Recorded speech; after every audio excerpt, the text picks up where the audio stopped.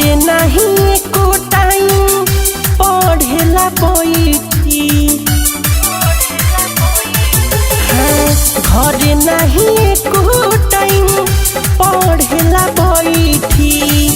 माल सके करे मोए से जिया बलम रोज हिलावता बे से जिया कवले जिया बलम रोज हिलावता बे से जिया कवले जिया बलम कवले जिया बलम हो कवले जिया बलम हो कवले जिया बलम रोज हिलावता बे से जिया कवले जिया बलम रोज हिलावता बे से जिया कवले जिया बलम।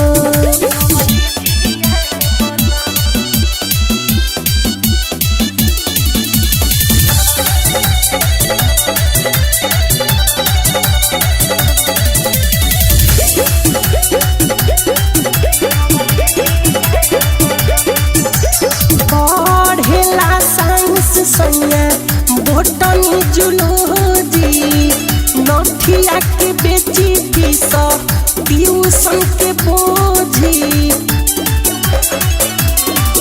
अरे पढ़ेला साइंस सैया बोटनी जूलॉजी नथिया के बेची पीस ट्यूशन के बोझी। नाश्ता पर बैठे 12 बजिया बलम रोज हिलावता बे से जिया कवले जिया बलम रोज हिलावता बे से जिया कवले जिया बलम कवले जिया बलम हो कवले जिया बलम हो कवले जिया बलम रोज हिलावता बे से जिया कवले जिया बलम रोज हिलावता बे से जिया कवले जिया बलम।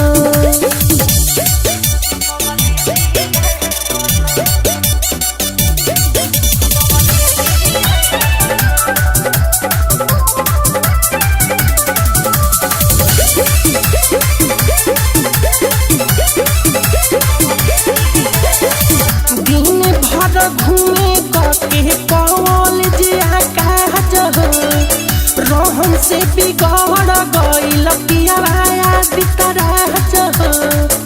अरे का कहिए सखी दिन भर घूमे के कॉलेज आकाश रहन से बिगड़ गइल पियाया बितराज।